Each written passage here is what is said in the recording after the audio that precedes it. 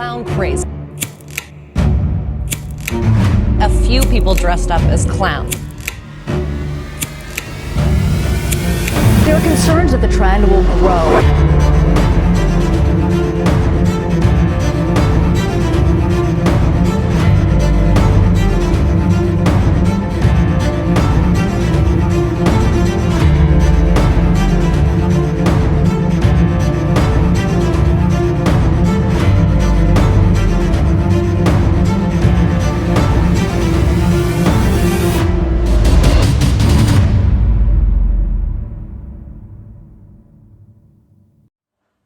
Hello again.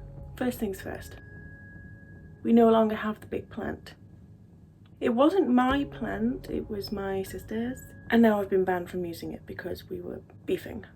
Me and the plant, not my sister.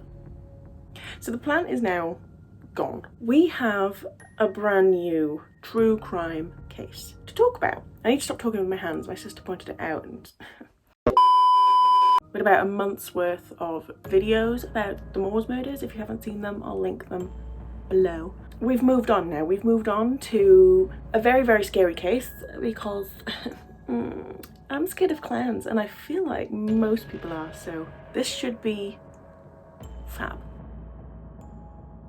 For anyone that's new here, hello, hi, I'm Nikki, and on this channel we talk all things true crime whilst we do our makeup. We also don't have the best production over here. Stay put, please. I feel as though I'm gonna get whacked at some point. In this video, I'm going to be talking to you about the South Florida killer clown of 1990. Just adding tape to my face. I don't really know what I'm doing with my makeup, but I'm just gonna wing it. Literally. 1, 2. I will get into the story shortly. Just, I can't multitask on this part. Is that even? Are we even? Are we even? I can't continue to make that joke. That'll do, donkey, that'll do. Now, let's get serious.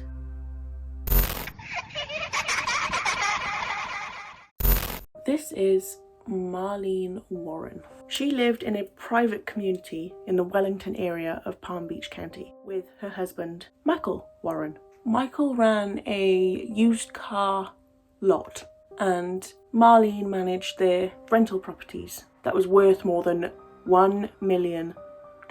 Their house was pretty big. It was on the larger side. They even had like a plane landing strip in their back garden. So, you know, I think it's fair to say it seemed as though they had a pretty nice life until May 26th, 1990. It was a late Saturday morning and Marlene Warren was having breakfast with her 21-year-old son, Joe Aarons, and his 3 friends. They were only in the kitchen, which in that house was like very close to the front door. She looks over to the front door and sees someone standing there dressed as a clown. Everyone originally thought it was for Joe because he was recovering from a leg injury. So they all thought someone was just sending their well wishes in like a big way. A clown. The clown was holding like a bouquet of flowers and some balloons, with one of them saying, "You're the greatest" on the front. So Marlene originally thought this was just such like a sweet, nice little thing. So thinking nothing of it, Marlene goes over to the front door and greets the clown. And the clown hands her the gifts. And her son even said that he heard her say, "Oh, how pretty." You know, still thinking it's pretty innocent. But then with no hesitation, the clown reveals a gun and pulls the trigger. The bullet strikes Marlene in the face, obviously causing her to drop the gifts and fall to the ground, which immediately alerted Joe and his friends. Immediately after pulling the trigger, the clown calmly walks back to the car like nothing happened, leaving Marlene helpless on the floor of her own home and her son and his friends distraught. Her son said, "That was the worst day of my life."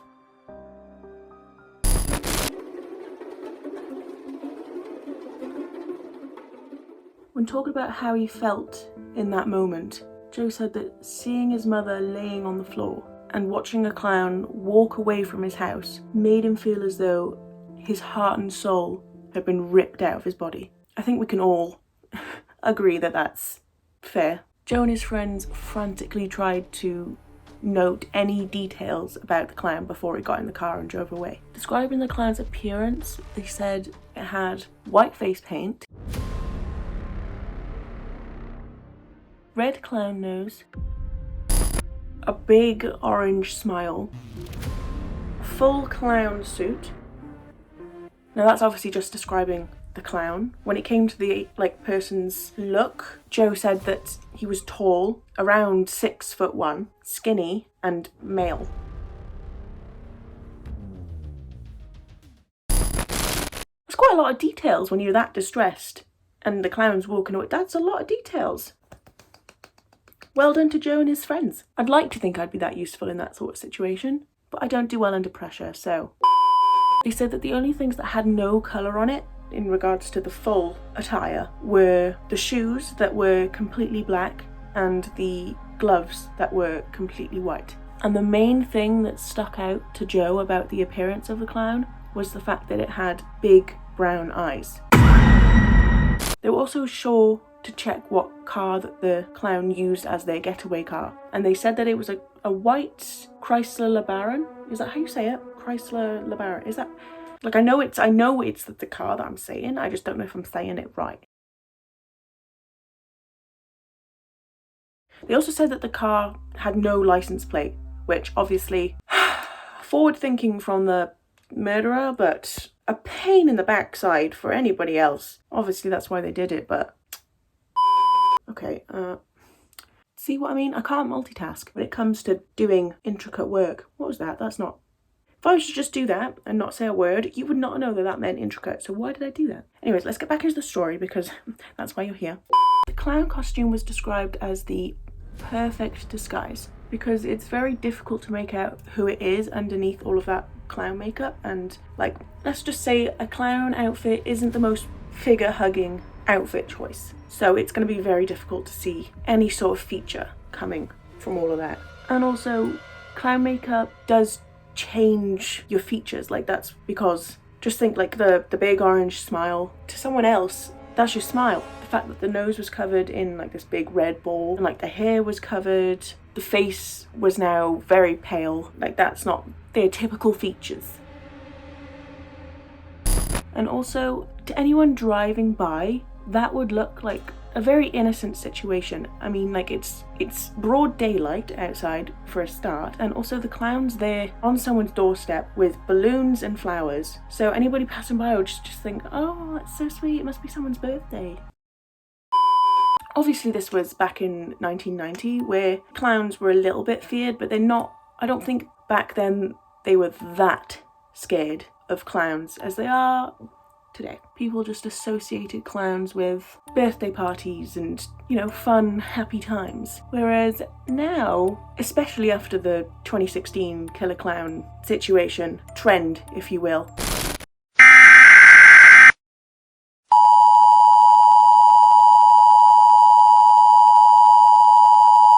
Clowns are now terrorizing San Diego. Creepy clowns. The clown craze Creepy clown sightings are happening across the country. Is it a social media prank? rattled a few around the country. Creepy clown sightings have been popping up throughout the country. There are concerns that the trend will grow, Phenomenon sweeping the country. and it's no laughing matter. A few people dressed up as clowns.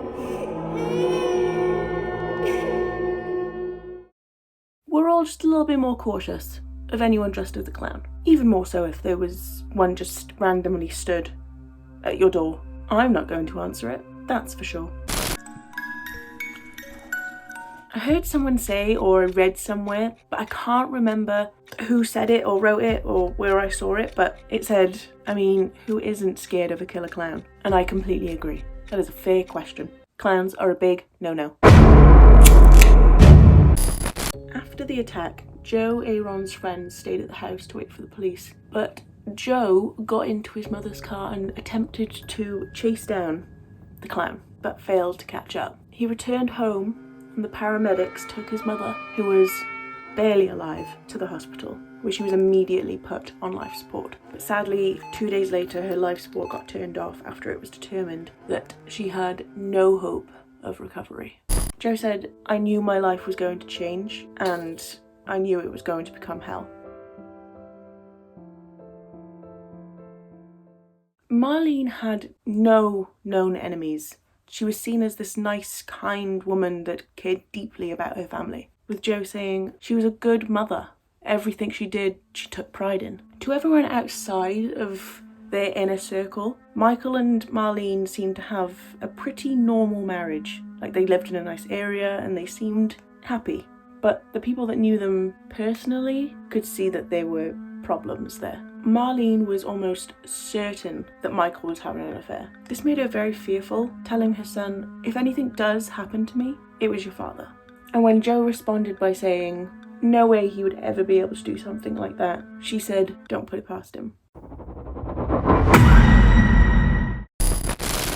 It wasn't just her son that she shared this with. She also said the same thing to her mother, Shirley Twing. "If anything happens to me, Mike did it." Her mother said that she sensed genuine fear in her voice when she said it. So when she learned that her daughter had been murdered, her mind immediately went to Michael, saying, "Right away, I figured that Mike had something to do with it." Marlene and her mother had a very deep fascination with clowns. So much so that Shirley even had an entire room in her house dedicated to clown paintings and toys. It was a different time. It was a different time. Again, I don't think anybody nowadays would have the balls to put that in their house. I don't. That's for sure. But imagine having such an admiration for something your entire life, for it then to have something in common with the way you die. But the way her daughter died didn't put Shirley off from clowns. She even said, "I don't hate clowns, I just hate one." Now, was Michael having an affair? Well, Michael's is this the right side? No, I nearly put the wrong eyelash on the wrong eye. Michael's employees were noticing these interactions with a woman called Sheila Keane. It was very obvious to everyone there that Michael and Sheila were having an affair. It wasn't just like workplace rumours that everyone was kind of like putting a word in. They didn't try to hide this affair from anyone there. It was like they were just an open couple. It wasn't long after the murder that it became fairly obvious that Michael and Sheila were responsible. But Michael had an alibi. His alibi being that he was in the car with his friends on the way to a racetrack when the shooting took place. This is one of the many factors of why the case went unsolved for 27 years, because there were so many gaps, so many questions, nothing made sense to anyone. But it was decided pretty much instantly that this wasn't a random act of violence or like a robbery gone wrong. It was definitely a planned attack. Looking for more clues, the authorities went to where Michael worked, Bargain Motors. When questioning everybody there, one name in particular kept coming up, Sheila Keane. Everyone kept saying, "You should be looking into Sheila Keane." Sheila told investigators that she was away working when the murder took place, claiming that she was looking for repossession vehicles, but failed to provide proof. She would repossess vehicles for Bargain Motors, like that was her job. Now, a woman called Della Ward, who was an employee at Bargain Motors, claimed that you need to be quite tough to be in that field of work and that things could get out of hand very quickly. She even said, "Sheila told me I carry a gun for my protection." So now we know Sheila had a gun. After continuing to investigate the murder and their number one suspect, Sheila Keane, new evidence was found. Big evidence. I'm out of breath because I just ran up the stairs. I went downstairs to get myself, obviously, an energy drink. It's a problem. It's a problem. I also brought up a clementine, but you don't need to know that. Just in case I get a little peckish, you know? Anyways, the big evidence was a white Chrysler LeBaron. Chrysler LeBaron, again with this name. And it looked to be abandoned. It matched up to the description that Joe Aarons and his friends gave, and also other witnesses about the getaway car. In the car there were fibres, similar to those found on a clown wig. So if the car matching the description and the wig fibres wasn't enough to make detectives tie this abandoned car to their prime suspect, Sheila Keane, then maybe the fact that they found brown human hair in the car would seal the deal. And it did. The sheriff's detectives got a search warrant for the home of Sheila Keane.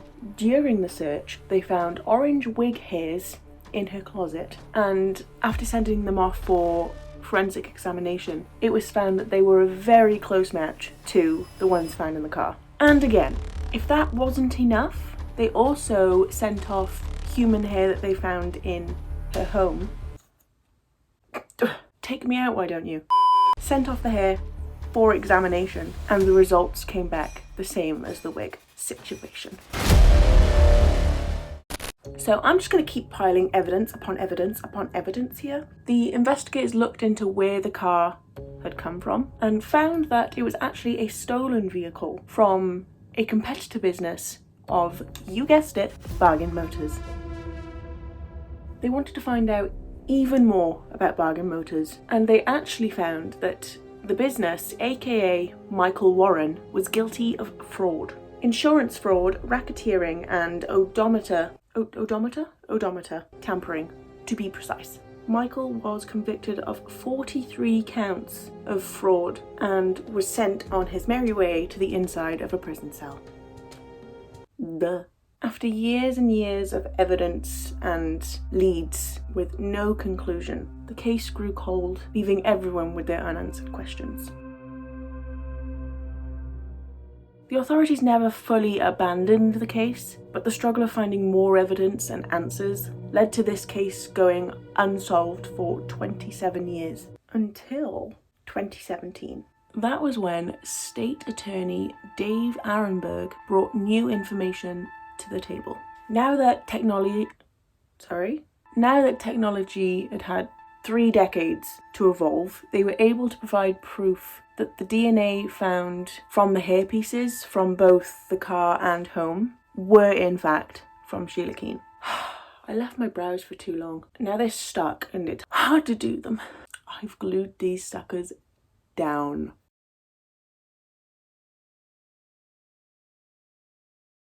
With this new proof, with the whole DNA thing, they were now able to tie Sheila Keane to the car. Definitively. That was a big word. With this new information and proof, they wasted no time in tracking down Sheila Keane. And what they found was unbelievable. Sheila was now a married woman. Okay, but to who? Whom? That is what was crazy. You've probably already guessed it. Michael Warren. So, Michael got released from prison and decided to go back to the woman that he was having an affair with at the time of his wife's murder. Not only that, he decides to go back to the woman that is the #1 suspect for the murder of his wife and marries her. Someone should write a book, because there are some serious plot twists going on here. Next page. Ooh, plot twist. Jump scare, if you will. I need to take this a little more seriously. I'm sorry. I am. Anyway. If he didn't look guilty before, he sure does now. The happily married couple, sense my tone, are now living in Tennessee, where they own a brand new business that they decided to call Purple Cow. So they've relocated. That's the first change she made. Since marrying Michael in 2002, she obviously changed her last name to his, but now at that point, she went by a new name entirely. She made everyone call her Debbie. A lot of effort went into changing her identity. Like, she even dyed her hair blonde.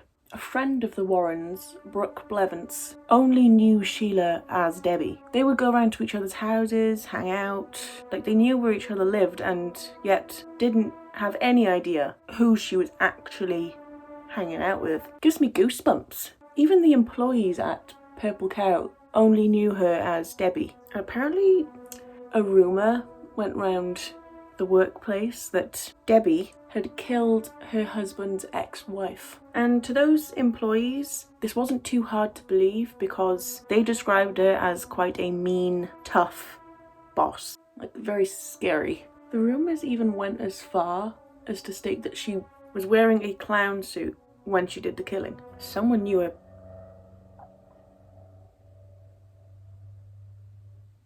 Someone knew her past, and I can't imagine she was happy about that. But, you know, just raising awareness. Spread the word, people! Now, you would think that after going through all of that trouble of, you know, relocating, starting a brand new business, changing your name, changing your hair, you know, going out of your way to distance yourself from your past, she was trying to steer clear from everything that would remotely put her back to her old life mentally. But no, Sheila, Debbie, would dress as a clown for Halloween parties, like work Halloween parties. She thought it was a great idea to go as a clown. If you don't come play with us. Now we are at the 26th of September 2017. That is an important date because on this day, Sheila Keane Warren was driving her car not too far away from her home that she shared with Michael when the police pulled her over and arrested her. They finally had enough evidence to arrest Sheila 27 years later. This tickles.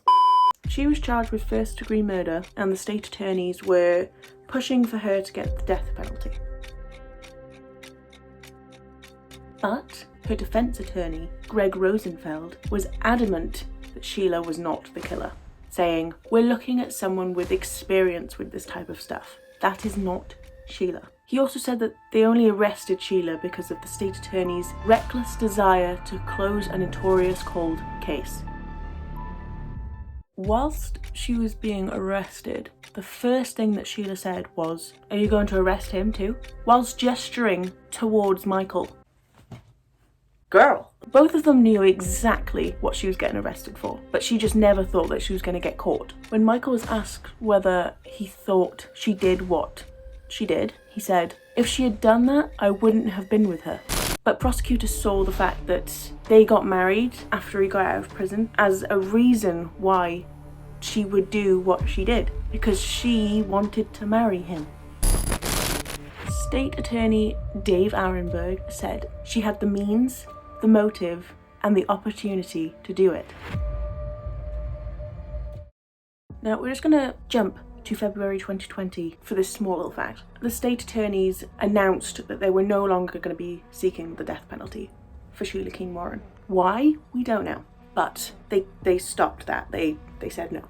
We're not gonna push for that anymore. Now, just 2 weeks before the trial of Sheila Keane, on April 25th, 2023, a plea deal was reached.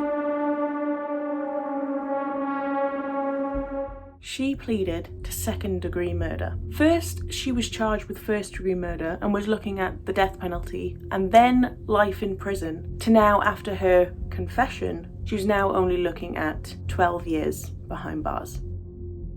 She'd already served 6 years at that point, and under sentencing guidelines for time served, she is most likely going to be released in 2025. Even though she confessed, she is still adamant that she did not kill Marlene Warren.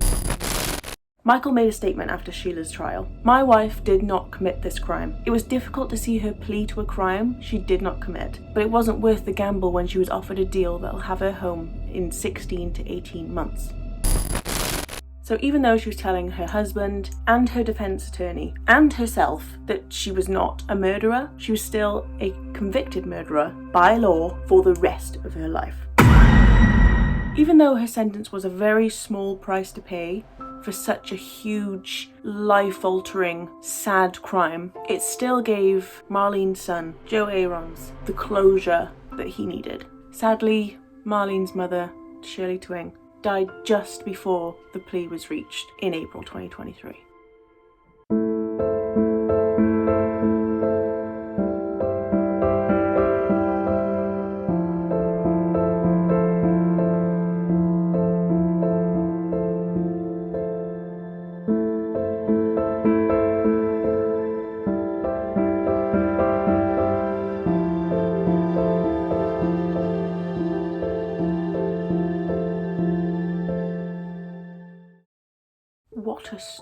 story, let's start there, made me even more terrified of clowns. They're not even friendly during the day.